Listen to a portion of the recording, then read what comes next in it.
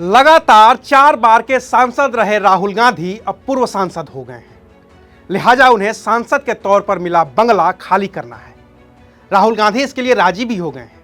लेकिन सबसे बड़ा सवाल यह है कि अब राहुल गांधी रहेंगे कहां, क्योंकि राहुल के पास अपना कोई घर नहीं है। इस वीडियो में इस सवाल का जवाब तलाशने की कोशिश करेंगे और साथ ही साथ ये भी बताएंगे कि 1977 में जब इंदिरा गांधी लोकसभा का चुनाव हार गई थी तो उन्हें भी बंगला खाली करना पड़ा था और तब उनके पास भी कोई घर नहीं था, तो वो कहां रह रही थी। नमस्कार, मैं हूं अविनाश और आप देख रहे हैं अनकट। 12 तुगलक लेन ये एक सरकारी बंगले का पता है जिसमें राहुल गांधी पिछले करीब 19 साल से रह रहे हैं।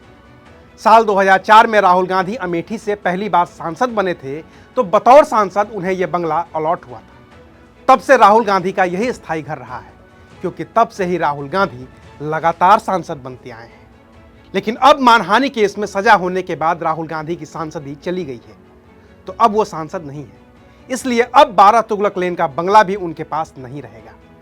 भाजपा सांसद CR पाटिल की अगुवाई वाली लोकसभा आवास समिति ने राहुल गांधी को बंगला खाली करने का नोटिस भेज दिया है और कहा है कि उन्हें 22 अप्रैल तक बंगला खाली करना होगा।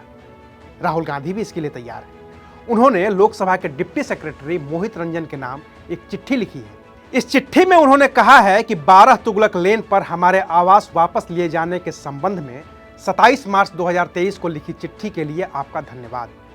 पिछले 4 बार से लोकसभा सांसद के तौर पर जनता का दायित्व पूरा करते हुए यहाँ बिताए वक्त की मेरे पास खुशहाल यादें हैं। अपने अधिकारों के प्रति बिना किसी पूर्वाग्रह के मैं आपकी चिट्ठी में लिखी बातों का पालन करूंगा। जाहिर है कि राहुल गांधी बंगला खाली कर रहे हैं। अब रहेंगे कहां? तो इसका जवाब आसान भी हो सकता है और पेचीदा भी।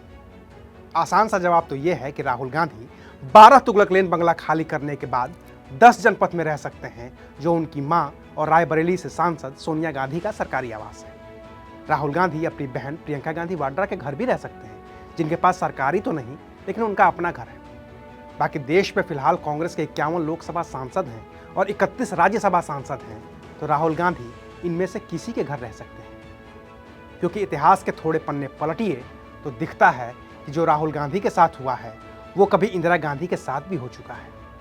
और राहुल गांधी तो सिर्फ 4 बार के सांसद रहे हैं, जिनके संसद सदस्यता जाने पर उन्हें बंगला खाली करना पड़ रहा है। इंदिरा गांधी तो 2 बार प्रधानमंत्री रह चुकी थी और तब भी लोकसभा चुनाव हारने के बाद उन्हें बंगला खाली करना पड़ा था। तब इमरजेंसी के बाद देश में लोकसभा के चुनाव हुए थे। इंदिरा गांधी ने रायबरेली से चुनाव लड़ा था, लेकिन उन्हें राजनारायण के हाथों हार का सामना करना पड़ा था। सरकार जनता पार्टी की बनी थी और मोरारजी देसाई देश के प्रधानमंत्री बने थे। तब तक इंदिरा गांधी एक सफदरजंग रोड वाले बंगले में रहती थी और वो वहां तब से रह रही थी जब वो लाल बहादुर शास्त्री की कैबिनेट में सूचना और प्रसारण मंत्री बनी थी। कैबिनेट मंत्री की हैसियत से उन्हें वो बंगला मिला था।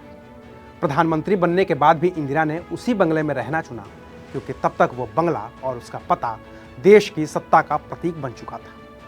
हालांकि प्रधानमंत्री की हैसियत से उन्हें 11 अकबर रोड का भी बंगला मिला था, ताकि वो वहां पर अपना दफ्तर बना सके। लेकिन लोकसभा चुनाव हारने और मोरारजी देसाई के प्रधानमंत्री बनने के बाद उनसे वो सरकारी मकान छीनने की तैयारी थी। पूर्व प्रधानमंत्री चंद्रशेखर अपनी किताब जीवन जैसा जिया में लिखते हैं, मैं इंदिरा गांधी से मिला, वो बेहद परेशान थी।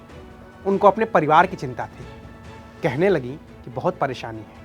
लोग आकर बताते हैं कि संजय गांधी को जलील किया जाएगा, दिल्ली में घुमाया जाएगा, मुझे मकान नहीं मिलेगा, हमारी सुरक्षा खत्म कर दी जाएगी। चंद्रशेखर लिखते हैं कि उन्होंने इंदिरा गांधी को आश्वासन दिया कि ऐसा कुछ नहीं होगा और फिर वो प्रधानमंत्री मोरारजी देसाई के पास पहुंच गए। उनसे पूछा कि क्या आप उनको मकान भी नहीं देंगे? तो मोरारजी भाई ने कहा कि नहीं देंगे, नियम में नहीं आता है। तो मैंने उन्हें बताया कि जाकिर हुसैन, लाल बहादुर शास्त्री और ललित नारायण मिश्र आदि के परिवार को मकान मिला हुआ है। मोरारजी देसाई ने कहा कि उनका भी कैंसिल करवा दूंगा। फिर चंद्रशेखर ने कहा, जो महिला इतने लंबे वक्त तक देश की प्रधानमंत्री रही, उनको रहने के लिए आप मकान तक नहीं देंगे? मोरारजी देसाई और चंद्रशेखर के बीच इस मसले पर लंबी बहस हुई और तब मोरारजी देसाई ने आखिर में चंद्रशेखर से कहा कि आप कहते हैं तो मैं इंदिरा गांधी को एक मकान दे दूंगा। लेकिन इंदिरा गांधी के पास अपना कोई मकान नहीं था। तब के इलाहाबाद और अब के प्रयागराज की पैतृक संपत्ति आनंद भवन को 1970 में ही इंदिरा गांधी ने पार्टी को दे दिया था। उनके पति फिरोज गांधी का दिल्ली के छतरपुर में एक फार्म हाउस था जो अभी बन रहा था। राजीव गांधी उसे बनवाने में लगे हुए थे, लेकिन तब प्रधानमंत्री मोरारजी देसाई और गृह मंत्री चौधरी चरण सिंह को लगता था कि इंदिरा गांधी ने उस प्लॉट के नीचे करोड़ों रुपए और सोने गहने दबा रखे हैं। तो जहां राजीव गांधी मकान बनवा रहे थे, उसकी खुदाई करवा दी गई। सागरिका घोष ने अपनी किताब Indira India's most powerful prime minister में इस बात का विस्तार से जिक्र किया है कि कैसे मेहरौली वाले प्लाट में मेटल डिटेक्टर लगाकर सोने चांदी की तलाश की जा रही थी, लेकिन मिला कुछ भी नहीं। वहीं इंदिरा गांधी को एक सफदरजंग रोड वाला बंगला भी खाली करना पड़ा। और जैसा कि मोरारजी देसाई ने चंद्रशेखर से वादा किया था वो इंदिरा गांधी को एक मकान दे देंगे, तो इंदिरा गांधी को तब के विलिंगटन क्रिसेंट और अब के मदर टेरेसा मार्ग पर एक बंगला आवंटित किया गया। पता था 12 विलिंगटन क्रिसेंट।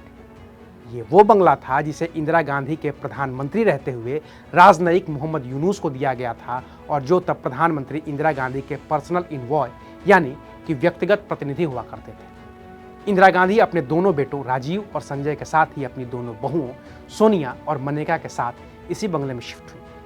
लेकिन ये दौर लंबा नहीं चला। 1980 के चुनाव में जब इंदिरा गांधी दोबारा सत्ता में लौटी तो उन्हें फिर से वही पुराना बंगला मिला, एक सफदरजंग रोड। इंदिरा गांधी की हत्या के बाद उस बंगले को इंदिरा गांधी के स्मारक के रूप में तब्दील कर दिया गया। तो आज के लिए बस इतना ही। फिर मिलेंगे एक नई कहानी के साथ। देखते रहिए अनकट।